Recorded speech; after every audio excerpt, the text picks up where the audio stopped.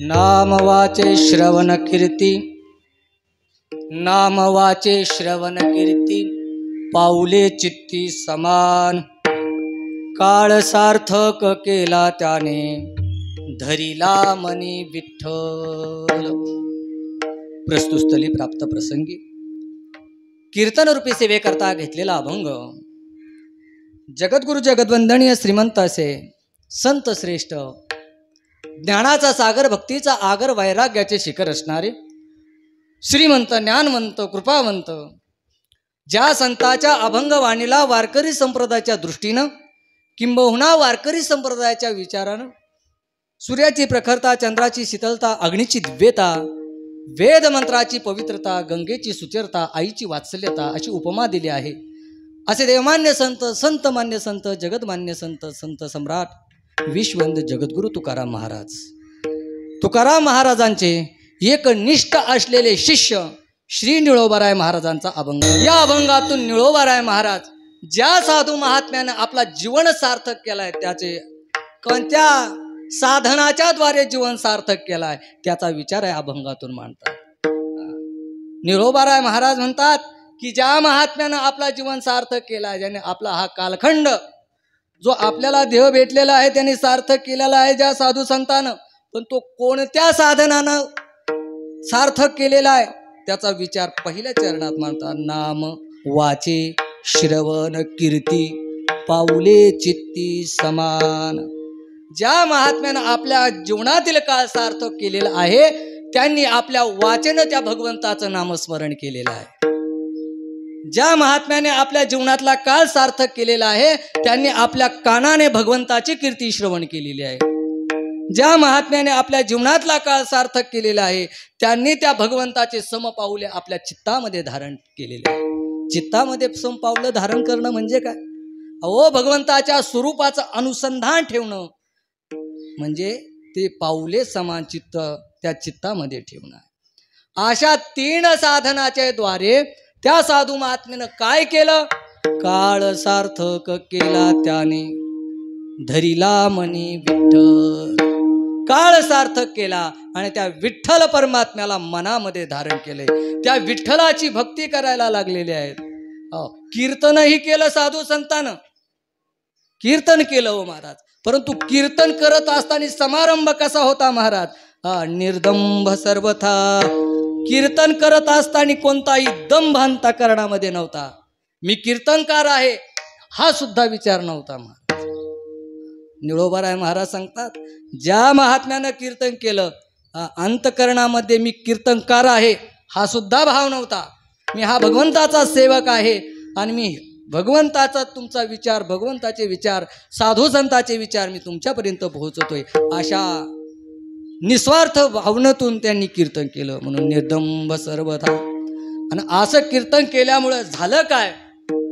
त्यांना स्वरूप सिद्धी प्राप्त झाली. स्वरूप सिद्धी प्राप्त झाली. ऐका, अष्टांग योगाने ही समाधी साधता येते महाराज.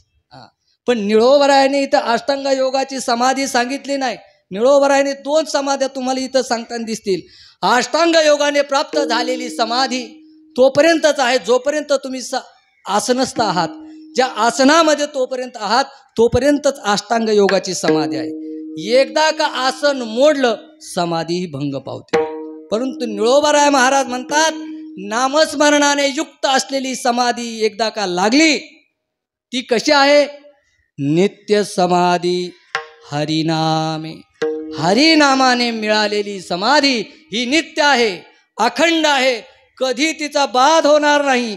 म्हणून अशी समाधी त्या साधू महात्म्यानं केली आणि आपल्या जीवनातला काळ सार्थक केला. काळ सार्थक केला त्याने, धरिला मनी विठ्ठल. विठ्ठला हा झाला अभंगाचा सरळ सरळ अर्थ.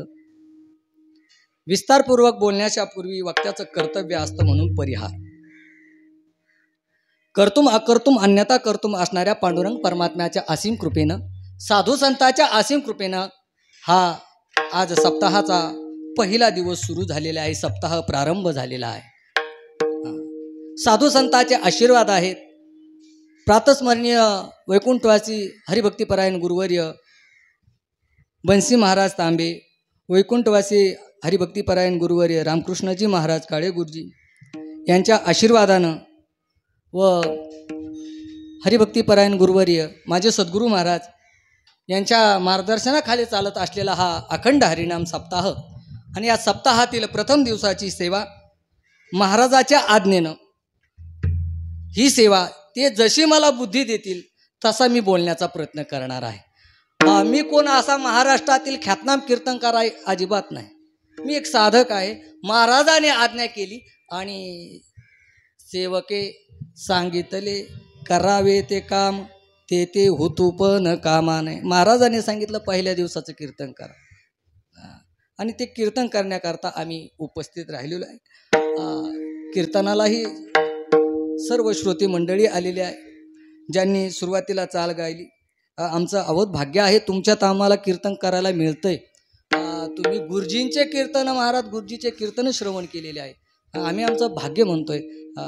ज्यांनी सुरुवातीला चाल गायली तात्या आहेत, तात्यांनी सुंदर आणि माझे परमित्र हरिभक्तीपरायण हरिभाऊ महाराज हेही कीर्तनाला आलेत म्हणून त्यांच्याही चरणी नतमस्तक होतो।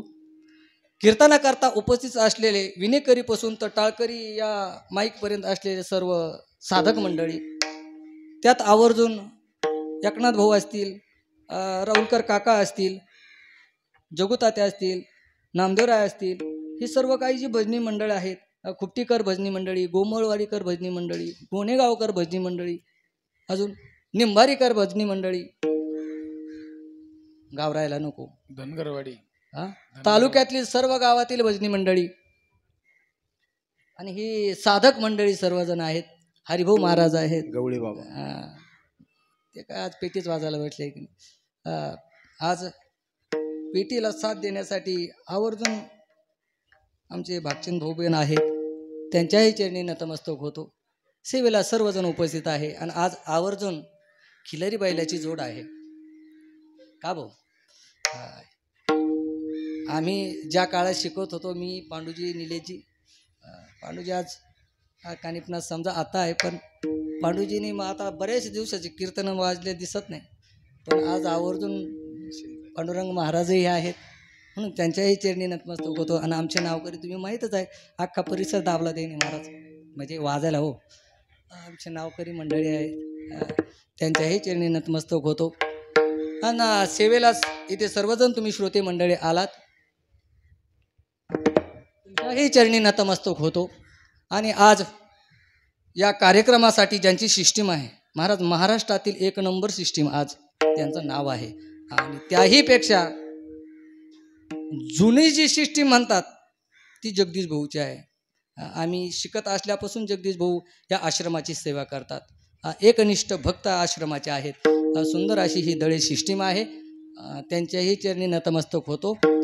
राहिलेले चुकून विकून राहिले असेल तर कीर्तन झाल्यावर मलाच भेटा, कारण आपल्याला महाराजांनी सांगितले 5:30 वाजेपर्यंत संपलं पाहिजे आणि आता किती वाजले? 4:45. 4:45 वाजले म्हणजे अन्माला 2 तास शिवाय अभंग सुटत नाही, तसा संपतच नसतो आहे। पण कीर्तनाकरता सर्व उपस्थित आहे, परंतु या कीर्तनात एक जाणीव जाणवते महाराज, एक जाणीव आहे। कोणती जाणीव? भाऊ महाराज। कीर्तनात आमचं पहिलं कीर्तन निलेजीचं आमचं कीर्तन भाऊ होते महाराज पेटीवर साथ द्यायला। अहो कोणता कीर्तनकार असो कोणता, त्याने माईकवर राहून शिव्या जरी दिल्या तरी तिथं पेटी वाजायचे महाराज प्रमाण म्हणायचे। हे मोठ्याचा मोठेपणा असतो। आज खरंच दुःख वाटतं आज भाऊ नाहीत, पण आता काय काळाचं आहे। पांडू महाराज तर त्यांची परंपरा चालतच आहेत। त्यात आता आश्रमामध्ये आम्ही गेल्यानंतर चांगलं कार्य ज्यांचं सुरू आहे ते माझे परममित्र हरिभक्तीपरायण निलेशजी महाराज, चांगलं नाव आहे। कार्यक्रम परिसरात होत आहे, तुम्हाला सर्वाला ज्ञात आहे। ही माझी जुनी सवंगडी मंडळी आहे आणि आता इथे जे जे आलेत त्या सर्वांचं नाव घेतलं असं समजा आणि कीर्तनाला सुरुवात करू। माझे चिंतन करण्यासाठी ज्यांचा अभंग घेतलेला आहे ते संत श्रेष्ठ श्री निळोबाराय महाराज आहे। या अभंगातून निळोबाराय महाराज सार्थक जीवन काय असतं याचा विचार करतात। काय असतं सार्थक जीवन? सार्थकता कशाला म्हणतात?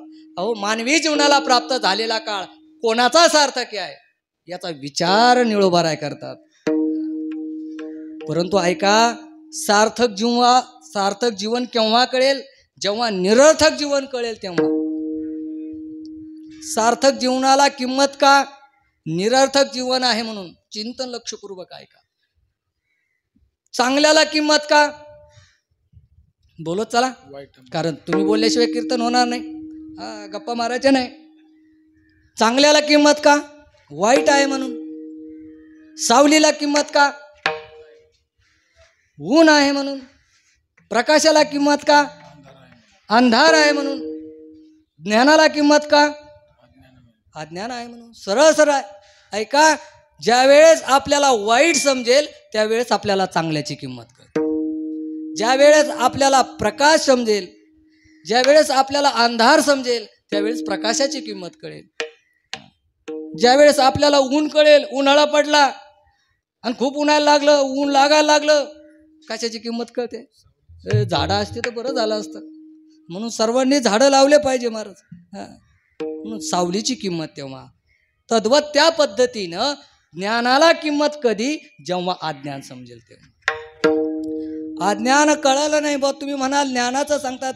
ऐका, ज्ञानेश्वरीमध्ये ज्ञानोबा 16व्या अध्यायात बोलत असताना ज्ञानाचे लक्षण प्रतिपादन करत होते. ज्ञानाचे लक्षण प्रतिपादन ज्ञानोबा करत होते, परंतु अज्ञानाचे लक्षण प्रतिपादन करण्याचा काही हेतू नव्हता. तरीही विचार नसताना विचार उपस्थित केला महाराज ज्ञानोबरायांनी. ज्ञानोबराय म्हणतात, पैत्याज्य त्यजावया लागी, पैत्याज्य त्यजावया लागी. काय पुढे? का जानवी जरी अनुपयोगी, तरी ऐका ते चांगी श्रोत्रशक्ती. पैत्याज्य त्यजावया लागी, जानवी जरी अनुपयोगी, तरी ऐका चांगी श्रोत्रशक्ती. ज्ञानोबराय म्हणतात, टाकून देण्यास जे योग्य आहे ते आधी कळालं पाहिजे. पहा बरं, अहो तुमच्या भाषेत सांगू का? काय खावं हे उशिरा कळालं तरी चालेल, परंतु काय खाऊ नये हे आधी कळालं पाहिजे. कळतंय का? काय खावं हे उशिरा कळालं तरी चालेल, परंतु काय खाऊ नये हे अगोदर कळालं पाहिजे. म्हणून सार्थक काय आहे हे उशिरा कळू द्या, पण निरर्थक काय आहे हे आधी कळालं पाहिजे. विठाला विठाला विठाला विठाला विठाला विठाला विठाला विठाला. म्हणून ज्यांनी आपल्या जीवनामध्ये सार्थकता प्राप्त करून दिली त्याचे आपल्याला दोन वर्गीकरण करायचे आहे. पहा, काही माणसं जीवनामध्ये येत असताना भगवंताचं नामस्मरण करून सार्थकी जीवन करतात, आणि काही माणसं जीवन जगत असताना निरर्थक जगतात. काही माणसं जीवन जगत असताना सार्थक जीवन जगतात, आणि काही माणसं जीवन जगत असताना निरर्थक जीवन जगतात. का विचार मांडला मी असा? का विचार मांडला? कारण संतांचं वाङ्मय आणि संतांच्या वाङ्मयाचं चिंतन महाराज हे आरशे आहेत. आरशे कधीतरी आपण ते आरशे पहावेत, कधीतरी त्या ज्ञानेश्वरीमध्ये डोकावून पाहावं, कधीतरी श्री तुकोबराच्या गाथ्यामध्ये डोकवून पाहावं. आपले काय अवगुण आहेत, आपण त्या आरशामध्ये कसं दिसतो हे आधी पाहिलं पाहिजे. कधीतरी आपल्याला काय जास्त आरशे सांगायचे नाही, 2च आरशे सांगायचे. किती? 2च. एक सार्थक आरसा आणि एक निरर्थक. विठ्ठल, या मृत्यू लोकामध्ये मनुष्य देह सर्वांनाच नाही मिळत भाऊ, सर्वांनाच नाही मिळत. एखाद्या भाग्यवानाला मिळतो. तुम्ही म्हणाल महाराज मग आम्ही, एखाद्यालाच मिळतो. सांगतो तुम्हाला, ऐका. सर्वांना नाही मिळत, एखाद्यालाच मिळतो. कारण 84 लक्ष योनीचा विचार आपल्याकडे आहे. 84 लक्ष योनीमध्ये मानवी योनी आहे, बरोबर, पशु योनी आहे, कीटक योनी आहे, वृक्ष योनी आहे, अन्य योनी आहे. परंतु 84 लक्ष योनीमध्ये विशेष योनी जी आहे तिचं नाव आहे मनुष्य योनी. हा मनुष्य देह आहे. आणि मनुष्य देह महाराज एवढा दुर्लभ आहे, मनुष्य देह एवढा पवित्र आहे, मनुष्य देह एवढा अगम्य आहे महाराज. त्याची किंमत ज्यांना मिळाली त्यांना कळत नाही. ज्यांना ज्यांना मनुष्य देह मिळाला त्यांना त्याची किंमत कळत नाही. मनुष्य देह कशा करता मिळाला हे आपल्याला कळालं पाहिजे. विठ्ठल, म्हणून मी तुम्हाला सांगितलं सार्थक जीवनाचा विचार आपल्याला करायचा आहे. ऐका, थोडं लक्ष द्या. सार्थक जीवनाचा विचार आपल्याला अभंगातून करायचा आहे, परंतु प्रस्तवनेमधून निरर्थक विचारही हे आपल्याला करायचा आहे. निरर्थक विचार आपल्याला आधी करायचा आहे. निरर्थक म्हणजे काय? अहो, गीतेच्या 9व्या अध्यायामध्ये भगवान परमात्म्याने निरर्थक विचार केलेला आहे. त्या निरर्थक शब्द थोडा वेगळा आहे, पण अर्थ तो आहे. भगवान परमात्माने निरर्थक शब्द वापरला मोघ. कोणता शब्द वापरला? मोघ. जसं आपण निरर्थक म्हणतो अर्थहीन, तसं भगवान परमात्म्याने शब्द वापरला मोघ. आपण नाही म्हणत का, अहो नाही याचं बोलणं मोघ असतं उगा, म्हणजे काय तात्या, म्हणजे कोणताच विचार करत नाही, त्याला अर्थहीन बोलणं आहे, बरोबर. म्हणून मोघ शब्द आहे. भगवान परमात्मा पहा, गीतेमध्ये आपला ऐश्वर्योग सांगत असताना भगवान परमात्मा बोलत होते, मया ततमिदं सर्वं जगद व्यक्त मूर्तिना मत्स्थानी सर्वभूतानि न चाहं तेषु वस्थितः न च मत्स्थानि भूतानि पश्य मे योगमैश्वरं भूतभृन्नच्च भूतस्थो ममात्मा भूतभावनः. भगवान परमात्मा आपला ऐश्वर्य योग सांगत होते, आणि सांगत असताना भगवान परमात्मा म्हणतात, हे अर्जुना, की जे माझे कोणी ऐश्वर्य योग जाणत नाही ना, जे ऐश्वर्य योग जाणत नाही ना भाऊ, ते कसे आहेत? मोघ आहे. मोघ म्हणजे भगवान परमात्मा म्हणतात, मोघाशा मोघ कर्मानो मोघ ज्ञाना विचेतसः राक्षसी मासुरीं चैव प्रकृती मोहिनीं श्रिता. जे माझा कोणी ऐश्वर्य योग जाणत नाहीत ते मोघ आहेत. त्यांचं ज्ञान व्यर्थ आहे, त्यांचं जीवन व्यर्थ आहे. का व्यर्थ आहे? कारण ते राक्षसी वृत्ती आहे, आणि त्यांनी मोहिनी प्रकृतीच्या ते आश्रित आहेत, म्हणून ज्ञान त्यांचं व्यर्थ आहे. विठाला विठाला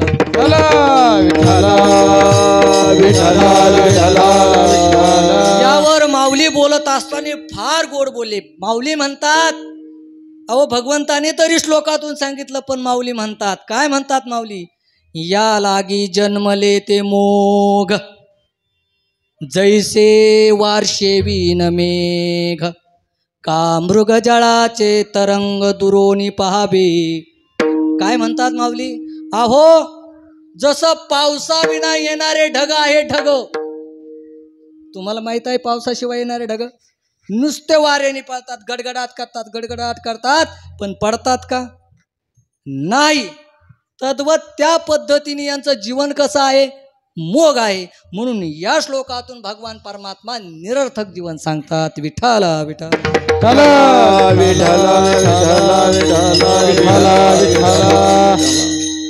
या श्लोकातून निरर्थक जीवन सांगितलं आहे. आणि पुढे भगवान परमात्माने पुढच्या श्लोकामध्ये सार्थक जीवन सांगितलंय. कोणता श्लोक आहे? महात्मा नस्तुमां पार्थ दैवीं प्रकृतिमाश्रिताः भजन्ते नन्य मनसो ज्ञात्वा भूतादिमव्यम. या 2 श्लोकातून महाराज सार्थक जीवन काय असतं आणि निरर्थक जीवन काय असतं याचा विचार मांडलेला आहे. विठाला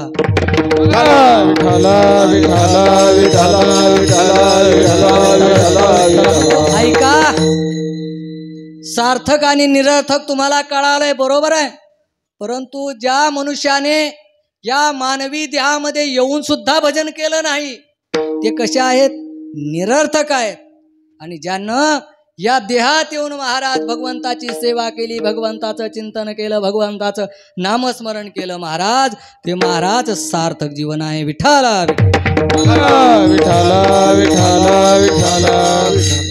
जी वस्तू ज्याच्यासाठी झाली त्याच्यासाठी जर त्याचा उपयोग झाला नाही तर निरर्थक आहे. कळाल? ऐका, तुम्ही नेवाशावरून बी घेऊन येतात शेतामध्ये पेरायला, बरोबर. तुमचंच उदाहरण सांगतो. पेरायला बी घेऊन आल्यानंतर तुम्ही शेतामध्ये पेरतात, आणि पेरल्यानंतर ते जर उगवलंच नाही तर ते बी सार्थक झालं का निरर्थक झालं? निरर्थक गेलं, उगवलंच नाही, बरोबर आहे. म्हणून जी वस्तू ज्याच्यासाठी मिळाली त्याच्यासाठी त्या वस्तूचा जर वापर झाला नाही तर निरर्थक आहे. विठाला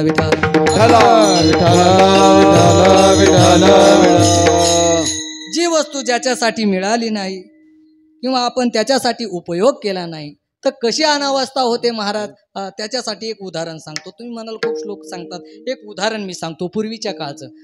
पण कशासाठी सांगतोय लक्षात ठेवा. जी वस्तू ज्याच्यासाठी मिळाली त्याच्यासाठी जर आपण उपयोग केला नाही तर कशी अनावस्था होते त्याच्यासाठी पहा बरं का. पूर्वीचा काळ होता महाराज. पूर्वीच्या काळामध्ये आता आजच्या या काळासारखा व्यवस्था नव्हत्या. आपल्या नेवाशा तालुक्यातले काही लोक महाराज साताऱ्याला गेले. साताऱ्याला भाऊ कशाला?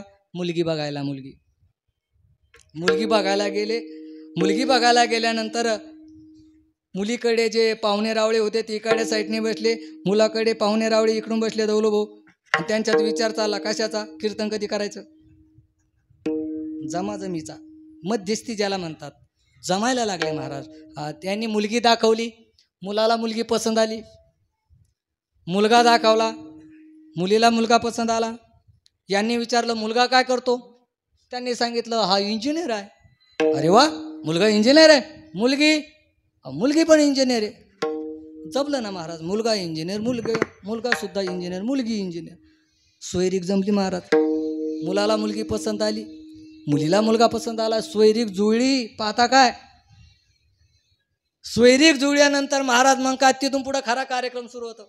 मुलीच्या घरच्याने विचारलं का हो, तुम्ही एवढं नेवाशा तालुक्यातून आला तर आता पण तुम्ही मुलगा आम्हाला पसंत आला, हुंडा किती घेणार? तो थोडा सात्विक होता, त्यानं या काळाचा अभ्यास केलेला असावा. एक तर मुलीच भेटत नाही. त्याने म्हणले हा बाग पाहुणे, एकही रुपया आम्ही तुमच्याकडून घेणार नाही. फक्त आमचे पाहुणे जर रावळे जर श्रीमंत आहेत तर त्यांची उठबस चांगली झाली म्हणजे बस. त्यांना वाटलं काय पाहुणे हुशार आहे, बरं ठीक आहे तेही होईल. चला मग पुढे लग्न तीच काढली. लग्नामध्ये काय करायचं? आपल्या इकडं बुंदी करतात, साताऱ्या भागात लाडू करतात. मराठी म्हणे लाडू करू, भागात करतात. आपल्या इकडे पोराला काय विचारतात? अरे किती वय झालं, बुंदी कधी खाऊ घालतो? आमच्या इकडे तुमच्या इकडे द्यायचे का? बरं. पण साताऱ्या भागात म्हणतात अरे किती वय झालं, लाडू कधी खाऊ घालतो? लग्न जमलं महाराज. आणि लग्न जमल्यानंतर महाराज, जुना काळ होता, आताचा काळ नाही. जुना काळात महाराज लाडू डायरेक्ट कोणाच्या लग्नात, नाहीतर दिवाळीला.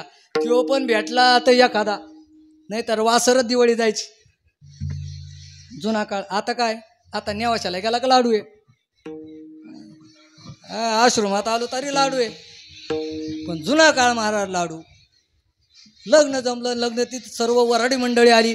वऱ्हाडी मंडळी खूप दिवसातून लाडू खाणार होते, खूप तयारीत होते. येतानीच महाराज सकाळपासून त्यांनी काही खाल्लं नव्हतं. त्यांना माहीत होतं आज काय आहेत, लाडू आहेत. लाडू तयारीत होते. तात्या जेवलेच नाही महाराज ते एक दिवस लाडू खायसाठी. इकडं लाडू तयारी झाली महाराज. लाडू करण्यासाठी महाराज पुण्यावरून महाराज स्पेशल महिला बोलवली, स्पेशल लाडू करणारी स्पेशल बोलवले महाराज. लाडू तयार झाले, असे 1000-2000 लाडू तयार झाले महाराज त्यावेळेस. आणि इकडे मंडळी तयारीत होती. लग्न लागलं. लग्न झाल्यानंतर पंक्ती बसल्या, माड्या घालून बसा. पंक्ती बसल्यानंतर महाराज वरडी मंडळी वाटच पाहत होती कधी लाडू येते कधी नाही. काही धोतर ढिल्ल्या केले, काही आपल्या थोड्या पॅन्टी थोड्या ढिल्ल्या केल्या. एखादा जास्त गेला तर लाडू सुरू. महाराज पंक्तीत नंतर वाट पाहत होते. लग्न झालं, वाडेकरी वाढायला लागले. हे हात चोळत होते कधी लाडू जातात. महाराज तो आला, एक जण आला आणि एक लाडू ठेवून गेला. त्याला एवढा राग आला, त्याला वाटतं एकच. त्यांना सांगलं अरे किती वेळचं वाट पाहतो, अजून एक टाक. मग 2 टाकले महाराज. त्यांनी 2 घेतले. साऱ्या पंक्तीला महाराज लाडू वाटले. पाहता काय माझ्याकर लाडू झाले सारे.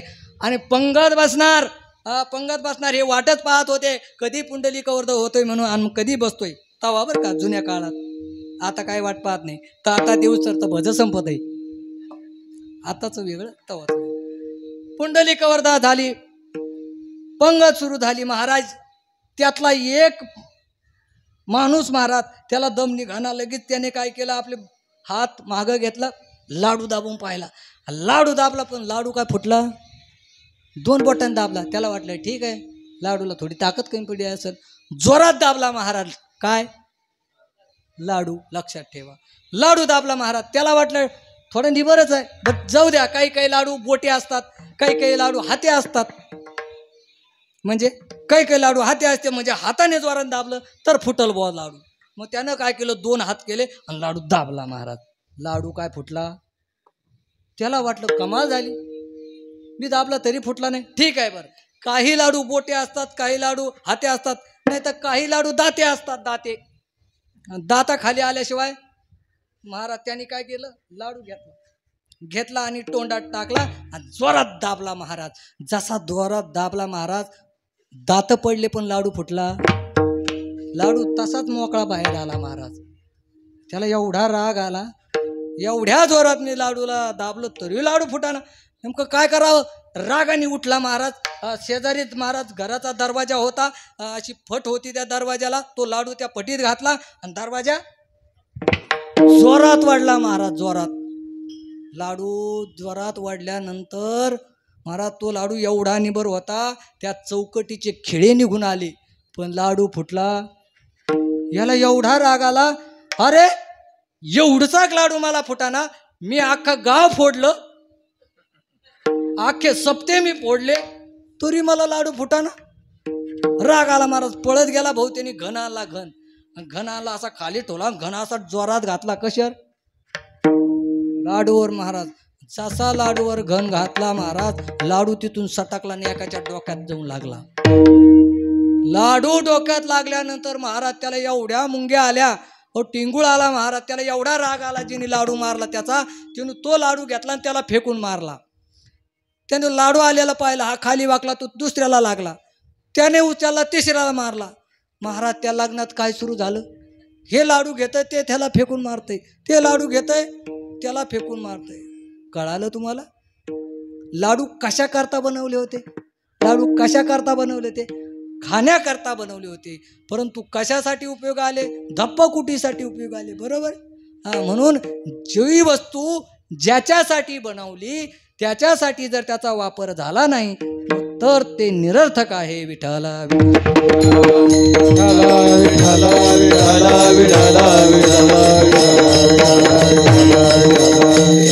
म्हणून एवढा हा पवित्र नरदेह आहे. कशा करता दिलेला आहे हा देह, काय करायचं आहे ध्याने. देवे दिला देह भजन घुमटा, देवे दिला देह भजन घुमटा, देवे दिला देह भजन घुमटा, देवे दिला देह भजन घुमटा. होया जल पाट, होया जल पाट, पाटी केला. देवे दिला देह भजन घुमटा, देवे दिला देह भजन घुमटा. तो हजार पाट, तो हजार पाट, पाटी केला. देवे दिला देह भजन घुमटा, देवे दिला देह भजन घुमटा. देवे दिला देह भजन घुमटा. तोया झाला पाटा बाजी गेला, तोया झाला पाटा बाजी गेला. देवे दिला देह भजन घुमटा, तो झाला पाटा बाजी गेला, तो झाला पाटा बाजी गेला. देवे दिला देह भजना गोमटा, तो ह्या झाला फाटा बाधिकेचा. एवढा चांगला नरदेह दिला, तो फक्त भजनासाठी दिलेला आहे महाराज. जर त्या देहानं भजन केलं तर सार्थक की जाईल, जर केलं नाही तर निरर्थक होईल. विठाला विठाला विठाला विठाला विठाला विठाला. एवढा सुंदर असलेला नरदेह पहा, किती सुंदर दिलेलं आहे महाराज. याचं वर्णन काय करावं, आता प्रमाण सांगण्यात वेळ नाही आपल्याला, 5:30 पर्यंत थांबायचं आहे. दिले इंद्रिय हात पाय कान, डोळे मुख बोलाया वचन, तेने तू जोडसी नारायण, नासे जीवपन भवरोग. एवढा सुंदर हात दिलाय महाराज. विचार करा, हे दिसणारे डोळे जर देवाने आपल्याला पाठीमागून दिले असते तर कसं पाहावं लागलं असतं. कीर्तनात बाबा कसा दिसला असता. बरं, नाक जर पाठीमागून दिला असतं तर आधी आपल्याला घास नाकाला दाखवून आणावा लागला असता तोंडात घालायला, हे चांगलं आहे का वाईट, बरोबर हो. एवढा सुंदर नरदेह दिला हो. मी कधी कधी विचार करतो, देवानं जर हे 2 हात एका साईडने दिले असते तर धोत्राला गाठ कशी मारली असती, विशेष ना कशी मारली असती, एकीकडे जास्त टाळ कशी धरली असते. विचित्र गंमत आहे. पण पहा जिथल्या तिथं दिलंय महाराज. देवानं दिलेला पॉइंट एकही व्हायला नाही. हे नाकाची इथं दिलंय. हे म्हणतात त्या कशाला चष्मा ठेवायला. त्यांना माहित होतं कोणाला, देवाला, यांना पुढे चष्मे लागणार आहेत. गुतला नसता मग ब्रेक आला असता तर पार नाकार आला असता. देवाची एक सूक्ष्म सूक्ष्म गोष्ट पहा महाराज. एवढा सुंदर नरदेह दिला आणि तो आपल्याला कळत नाही भाऊ, कळत नाही महाराज. हा एवढा सुंदर नरदेह आहे. विठाला विठाला विठाला विठाला. या नरदेहाकून आपण काहीच करून घेत नाही, फक्त दाखवतो आपण मी करतो म्हणून. करत काहीच नाही महाराज. याची फक्त आईश करतो, याला खाऊ घालतो, झोपू घालतो, आंघोळ घालतो, शॅम्पू लावतो. कोणाला? या देहाला. काही करत नाही महाराज. ऐका, असाच एक माणूस, असा पावसाळ्याचे दिवस सुरू आहे, गोनेगावातून नेवाशाला गेला कुशीनाथ भाऊ. गेला आणि दुकानदाराला सांगितलं, दुकानदार दादा हे पावसाळ्यात दिवस आहे, एक छत्री दाखवा. काय मागितलं? छत्री मागितली. हा, त्याने लगेच 2-3 छत्रीचे प्रकार दाखवले आणि ही घेऊन जा म्हणे, ही ब्रँडेड छत्री आहे, हिला 5 वर्षाची गॅरंटी आहे. हो म्हणे, नाही ना 10 वर्षाची गॅरंटी द्या ना. कोण म्हणला? छत्री आणण्याकरता जो गेला होता तो त्याला म्हणतो 10 वर्षाची गॅरंटी द्या. तो ठीक आहे, 10 वर्ष टिकेल, पण एक काम करावं लागेल. म्हणजे काय काम करावं लागेल? ह्या फक्त छत्रीची थोडी काळजी घ्यावं लागेल. म्हणजे काय काळजी घ्यायची? फक्त हिला पावसात भिजू द्यायचं नाही आणि हिला ऊन लागू द्यायचं नाही. कळालं का? मग उपयोग आहे का त्या छत्रीचा? तशी ही छत्री अशीच आहे. पाऊस आला का आपण हिला इकडं आत आणतो आणि ऊन आलं का सावलीत बसवतो. नाही कळालं का तुम्हाला? असं थोडं बरं. अजून एक सांगतो ऐका. आमच्या इकडे शेवगाव भागात आहे ना सध्या, एवढे चोर सुटलेत, अख्खा धुमाकूळ आहे सध्या. धुमाकूळ म्हणजे दिसला का ठोकतात. बाबा असू नाही तर कुणी असू, तात्या तलवारी आणि कुऱ्हाडीच बातम्यात. एवढे चोर महाराज. असाच एक पट्ट्या इकडा नेवाशातला तिकडे गेला. हा बाग तिकडे आलेली नाही बरं का, तुम्ही म्हणता आमचंच सांगितलं. तिकडे आलेली, तिकडं आला महाराज. आणि येता येता मला काय भेटला नाही तो, पण तसाच आला. येता येता तात्या त्याला चोराने आडलं महाराज. पण तो एवढा हुशार होता, त्याच्याकडे बंदूक होती भाऊ, बंदूक सारं होतं. बंदूक ठेवून आता तो गेला, त्याला चोराने अडवलं महाराज. एवढं मारलं फार तोंड सुजलं, डोकं फुटलं. आणि तो आला इकडे नेवाशाकडे. त्याचे काही मित्र भेटले. म्हणे काय रे रामभाऊ, अरे तू गेला होता, तुला काय झालंय? अरे म्हणे त्या शेवगावात भागातले चोर सुटले, लय वाजलं म्हणे, सारे पैसे घेतले, सारं सोनं घेतलं, सारं हिसकून घेतलं. अरे ते म्हणे काय रामभाऊ येडा, म्हणे तुझ्याकडून सोनं बिनं घेतलं आणि बंदूक होते ना तुझ्याकडे? ते म्हणे हा एवढा येडा आहे का, ती लपून ठेवली मी, नाही तर ती पण नेली असती. बंदूक कशासाठी दिली? संरक्षणासाठी दिली. परंतु ही देहरूपी बंदूक आपल्याला भगवंताने दिली, पण हिचा वापर कुठं करायचा हे आपल्या हातात आहे. याच्याकडून भजन करून घ्यायचं का करून नाही घ्यायचं हे आपण ठरलं पाहिजे. जर या बंदुकीकडून भजन करून घेतलं तर सार्थक जीवन आहे, आणि जर नाही भजन करून घेतलं तर निरर्थक जीवन आहे. विठाला विठाला विठाला विठाला. तुम्हाला निरर्थक जीवन कळालं आहे. आता सार्थक विचार मी तुम्हाला सांगतो. सार्थक विचार अगदी सोपा आहे, काही अवघड नाही. सार्थक जीवन आपल्या पद्धतीने आपल्या मनाने जगता येत नाही. जे साधू संत आपलं जीवनच सार्थक कसे जगले यांच्याकडे पाहून जगला तर तुमचं जीवन सार्थक आहे. साधू संत ज्या मार्गाने गेले तो मार्ग आपण धरला पाहिजे. त्यांनी कोणतं नामस्मरण केलं ते केलं पाहिजे. तुकाराम महाराज म्हणतात, तुकाराम महाराज कशाला सार्थक म्हणतात?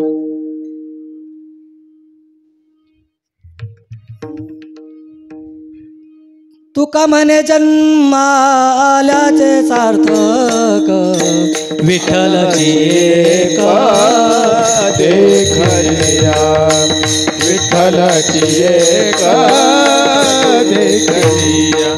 तुका म्हणे जन्माल्याचे सार्थक विठ्ठलची एक देखलिया विठ्ठलाची एक देखलिया हा तुका म्हणे जन्म आल्याचे सार्थक म्हणे जन्म आल्याचे सार्थक तुका म्हणे जन्म आल्याचे सार्थक म्हणे जन्म आल्याचे सार्थक तुका म्हणे जन्म आल्याचे सार्थक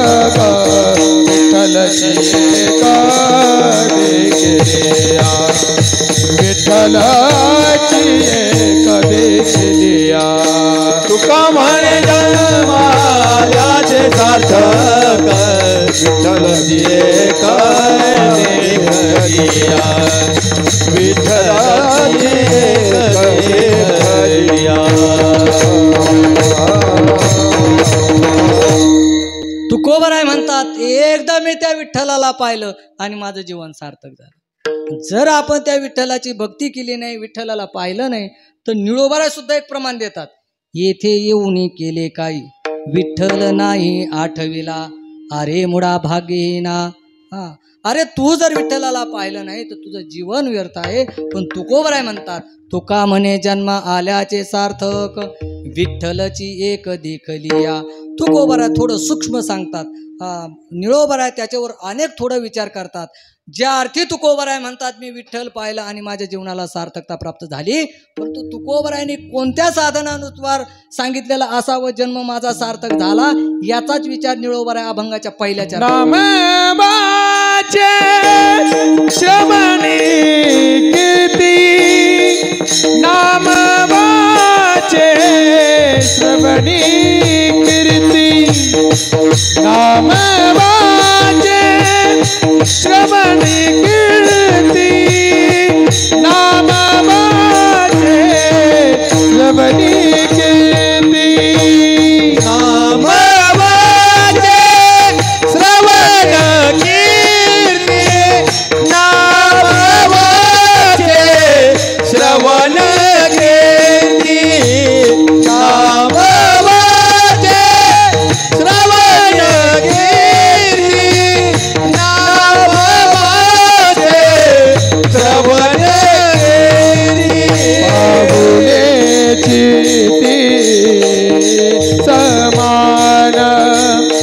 पाऊलेची ती समान पाऊलेची ती समान पाऊलेची ती समान काळ सार्थक केला त्याने काळ सार्थक केला त्याने काळ सार्थक केला त्याने काळ सार्थक केला त्याने पाऊलेची ती समान पाऊलेची ती समान पाऊलेची ती समान पाऊलेची समान काळ सार्थक केला सार्थक केला त्याने काळ सार्थक केला काळ सार्थक केला म्हणतात की ज्या साधू महात्म्यानं आपला जीवनाचा काळ सार्थक केलेला आहे, पण तो कोणत्या साधनाच्या द्वारा केलेला आहे त्याचं पहिलं साधन निळोबराय म्हणतात नाम वाचे श्रवण कीर्ती पाऊले चित्ती समान. त्या साधू महात्म्यानं आपल्या मुखानं काय केलेलं आहे, त्या भगवंताचं नामस्मरण केलं श्रोते हो. म्हणून एकदा मोठ्या प्रेमानं त्या भगवंताचं भजन करा. विठोबा रखुमार जय विठोबा रखुमार जय जय विठोबा रखुमार जय जय विठोबा रखुमार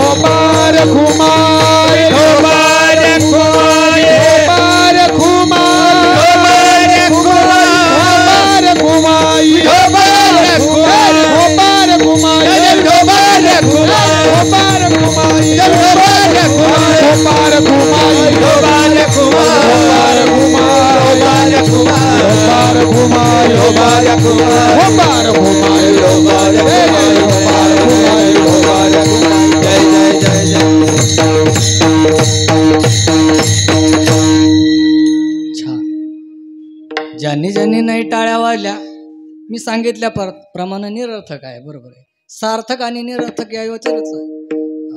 म्हणून निळोबराय महाराज म्हणतात की नाम वाचे श्रवण कीर्ती पाऊले चित्ती समान. नामावर खूप काही बोलता येतं, अजून 2 तास बोलता येईल, पण वेळ संपलाय. आपल्याकडं अजून 15-20 मिनिटं आहेत. 15 मिनिटं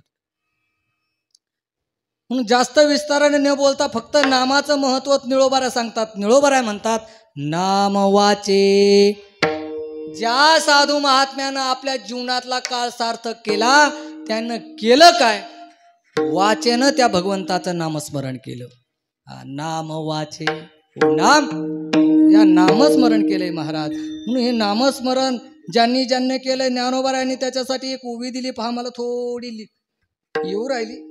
जयाचे वाजे काय, जयाचे वाचे पुढा भोजे, नाम नाचत असे माझे,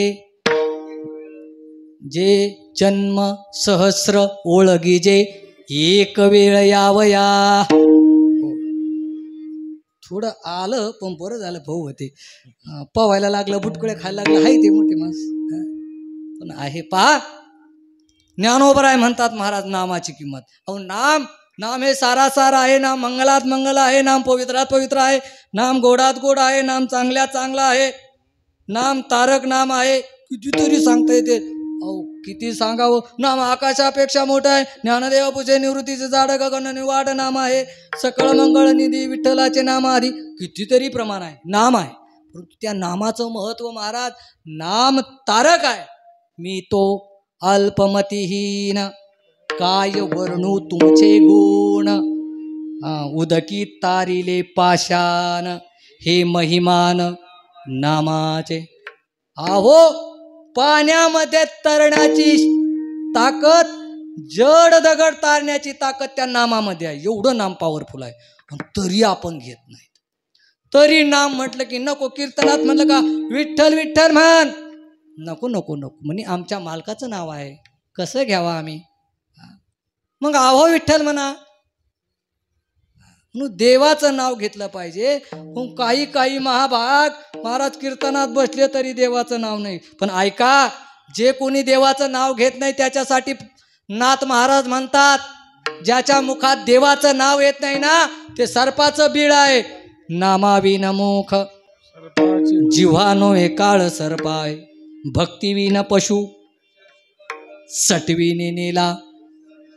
प्रमाण आहे महाराज. नाथ महाराज म्हणतात अहो याच्या पुढं तुकोबराय जाऊन म्हणतात, जो कोणी नाव घेत नाही ना, राम नवदे ज्याची वाचा तो लेक दो बापाचा.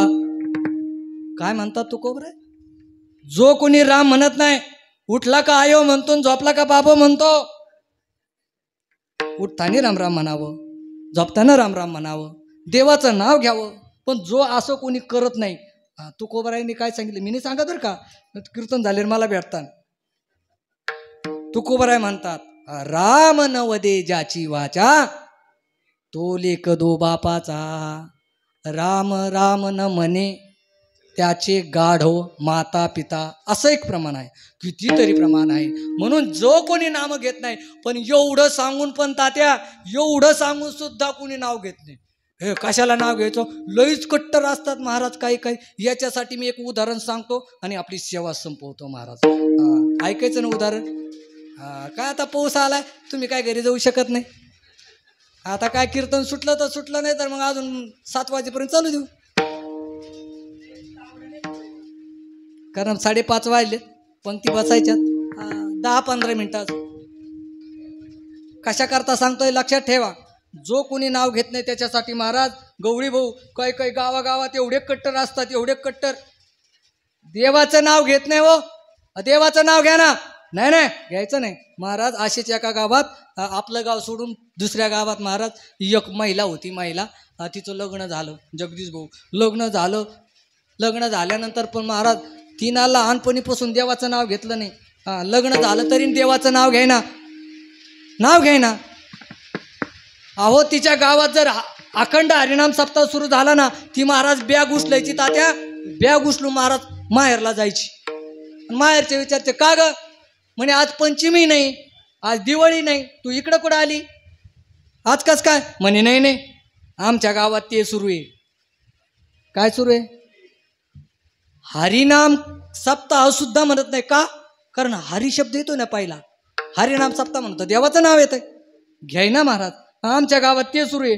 आणि मग माहेरात सप्ताह सुरू झाला का पिशी घेऊन इकडं. एवढी कट्टर महाराज, एवढी म्हातारी.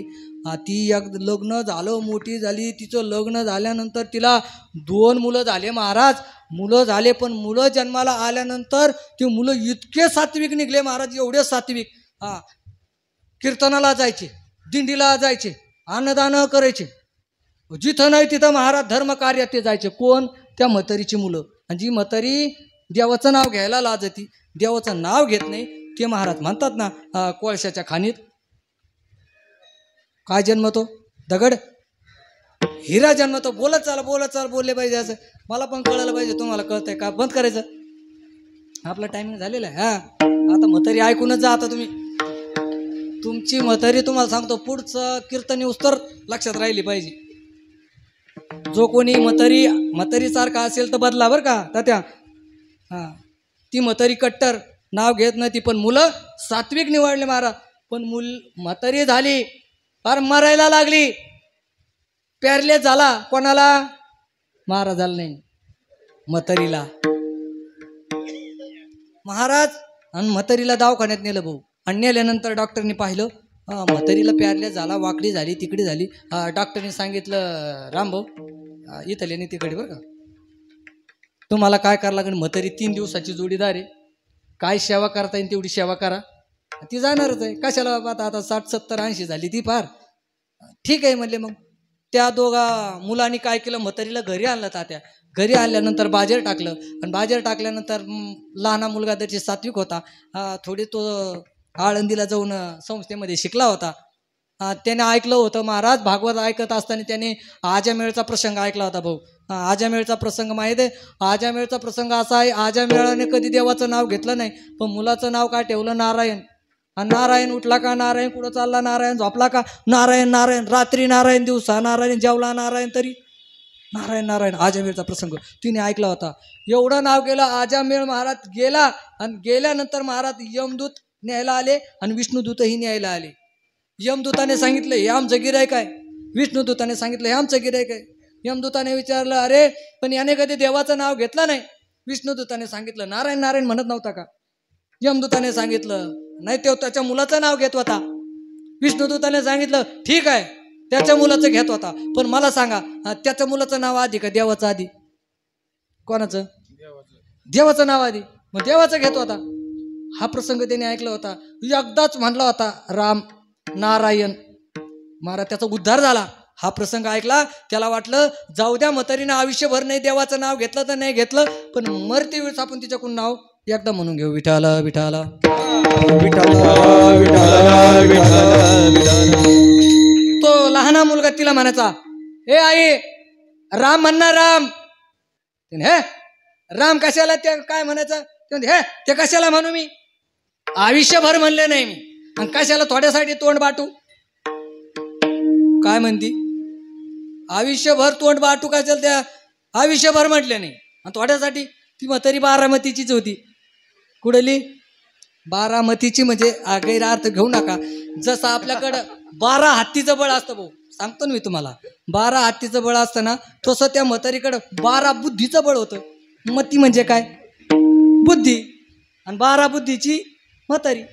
तुम्ही तिसराच अर्थ घेतला काय? म्हणजे 12 बुद्धी जिच्याकडे आहे ती बारामतीची म्हातारी होती. आता जमलं ना? म्हातारी म्हटली नाही नाही म्हणणार नाही. तू म्हटला ठीक आहे बरं नको घेऊ. बरं एक काम करा. मग त्याच्या डोक्यात विचार आला म्हातारी काय असे नाव घेणार नाही. मग काय करू? आपल्या गावामध्ये रामाचं मंदिर आहे, म्हातारीचा पाट उचलू, बाज उचलू, रामाच्या मंदिरा पैसे नेऊ. आणि मग म्हणन का नाही म्हातारीला विचारू हे आजी हे आई हे कशाचं मंदिर आहे? ती कशाचं म्हणन?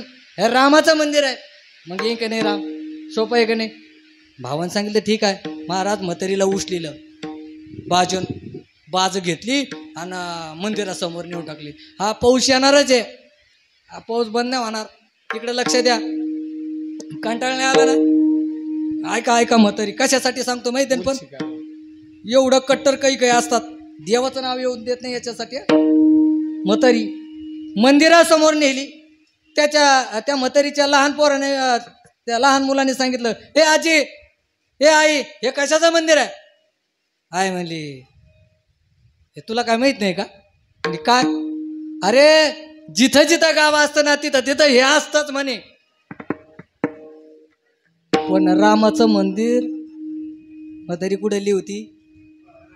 बारामतीची. नाही म्हणली म्हातारी. महाराज नाहीलाच झाला. याला वाटलं ठीक आहे अश करती होय. बरं त्याला वाटलं जाऊ द्या. नाही म्हणली. हा हिचा भाचा एक आहे रामभाऊ नावाचा, त्याला बोलून घेऊ, तिला विचारू याच हे कोण आहे. ती म्हणणं ना रामभाऊ म्हण की नाही. आणि मग येईन की नाही राम.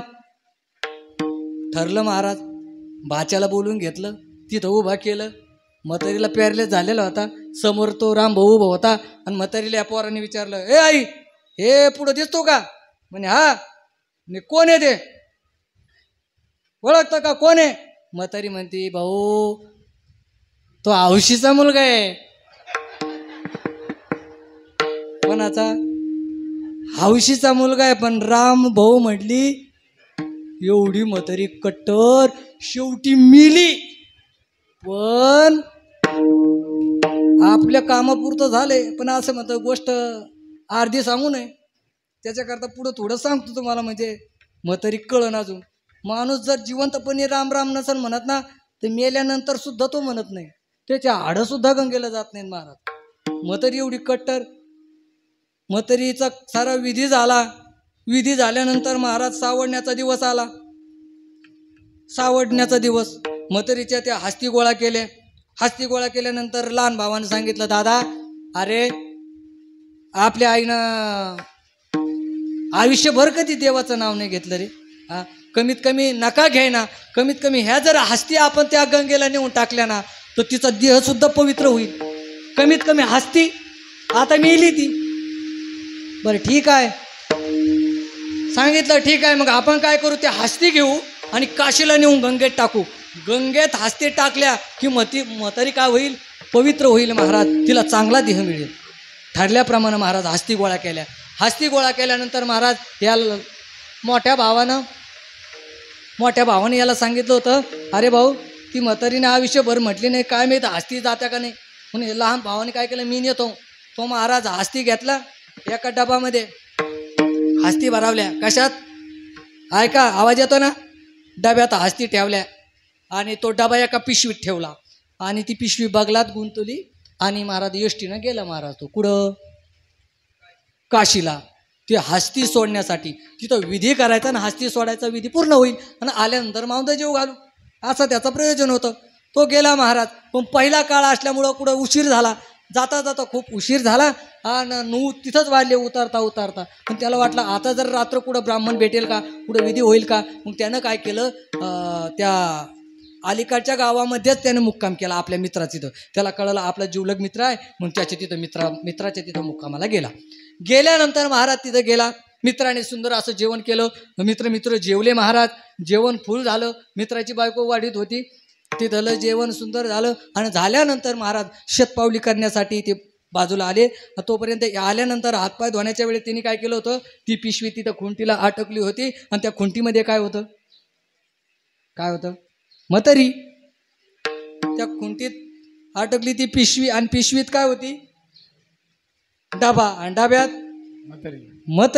म्हातारीच्या हस्ती. ऐका पिशवी तिथं ठेवली. हे शेतपावलीला गेले गवळी भाऊ. पण महाराज त्या मित्राच्या बायकोला एवढी घाण सवय होती, पिशा उचकायची सवय होती. तात्या पिशा उचकायला. पाहिलं हे गेले का फिरायला. मग गेला ना हा.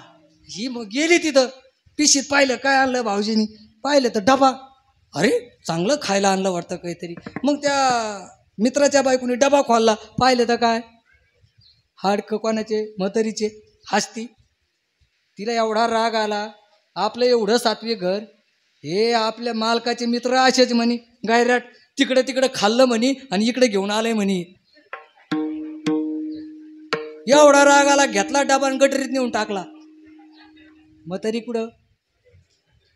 डबा धुतला ठेवून दिला महाराज. याला माहीत नाही, ह्यो आला, येणे पाहिलं.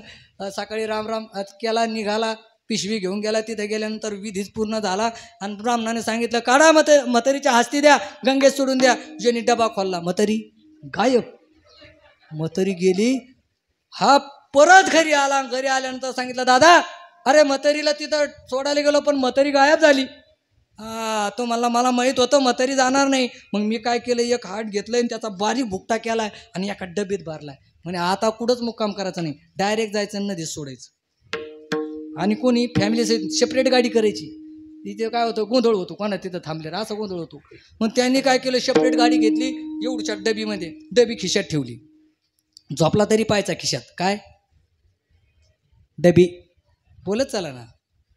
पुढं गेला महाराज, तिथं कपडे काढा तरी खिशाला हात लावून बघायचा काय म्हातारी आहे का नाही महाराज. बघा चला, तिथं गेला, काशीपर्यंत गेला. तिथं गेल्यानंतर विधी सुरू झाला. विधी झाला. ब्राह्मणाने सांगितलं, झाला का, आणली का म्हातारीच्या हस्ती, खोला डबी आणि टाका त्या नदीमध्ये. तुम्ही थांबा. ब्राह्मणाला म्हणजे थांबा. म्हातारीला जर झाकण उघडिलं आणि त्यात जर टाकायला लागलं तर म्हातारी पुन्हा उडून जाईल. डबी सहित म्हातारी सोडायची म्हणे. काय सहित, डबी सहित. महाराज इकडे विधी सुरू होता. यांचे आलेले घरचे सारे पाहुणे रावळे होते आणि ह्या महिला मंडळी आलेली, याला काही कार्यक्रम माहीत नव्हता कशाचा होता. म्हणून नवीन लग्न झाल्यामुळे त्या तिथं लाजायला लागल्या. म्हणून त्या थोड्या खाली गेल्या त्या आंघोळ करायला. कोण, यांच्या घरच्या थोड्या खाली गेल्या त्या. म्हातारी महाराज यांनी डबी सोडली आणि पाण्याने वाहत वाहत वाहत वाहत खाली आली. आणि खाली आंघोळ कोण करीत होतं, यांच्या घरची. ती बया एवढ्या भोळ्या असतात, दगड लागला तरी बाई मला गंगेने प्रसाद दिला.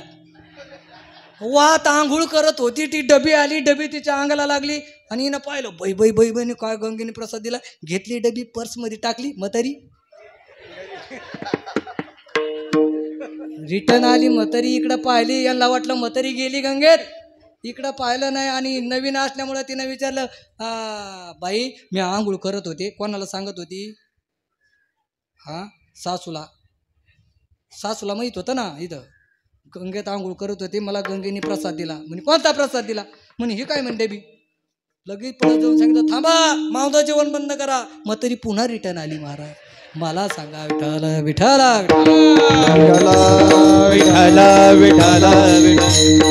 असं जीवन जर आपलं असेल तर निरर्थक जीवन आहे. म्हणून ऐका, देह ज्याच्यासाठी दिलाय त्यासाठी त्याचा उपयोग झाला पाहिजे. म्हणून या वाचेनं त्या भगवंताचं नामस्मरण गायलं पाहिजे. जोपर्यंत आयुष्य आहे तोपर्यंत देवाचं भजन केलं पाहिजे. म्हणून निळोबराय सांगतात की नाम वाचे श्रवण कीर्ती पाऊले चित्ती समान. या साधनं जर हे 3 साधनं त्या महात्म्याने केलेले आहेत आणि असे 3 साधनं करून त्या महात्म्याने आपला काळ सार्थक केला. अभंगाच्या 2ऱ्या चरणामध्ये काळ सार्थक केला त्याने, काळ सार्थक केला त्याने, काळ सार्थक केला त्याने,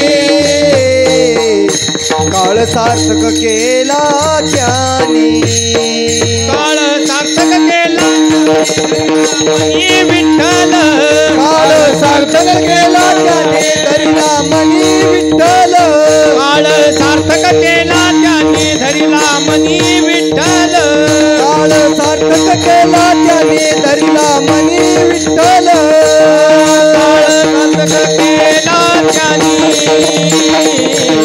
काळ सार्थक केला त्याने, काळ सार्थक केला त्याने, काळ सार्थक केला त्याने, काळ सार्थक केला त्याने, काळ सार्थक केला त्याने, काळ सार्थक केला त्याने, धरिला मनी विठ्ठल, त्याने धरिला मनी विठ्ठल. त्या महात्म्याने या 3 साधनाच्या द्वारे आपला काळ सार्थक केला आणि हृदयामध्ये त्या विठ्ठल परमात्म्याची भक्ती केली आणि विठ्ठलाला आपल्या मनामध्ये धारण केलेलं आहे.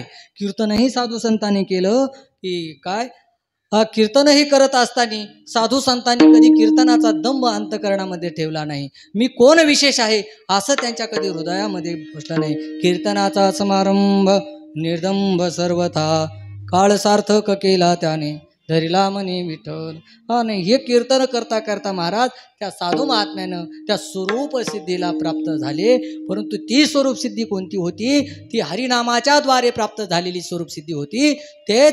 ती स्वरूप सिद्धी निळोबाराय अभंगाच्या शेवटच्या चरणात निळा म्हणे स्वरूप सिद्धी नित्य समाधी हरिनामे नित्य समाधी हरिनामे काल सार्थक केला त्याने काल सार्थक केला त्याने नित्य समाधी हरी नामी नित्य समाधी हरी नामी काळ सार्थक केला त्याने काळ सार्थक केला त्याने धरिला मनी विठ्ठल पुढे सरका धरिला मनी विठ्ठल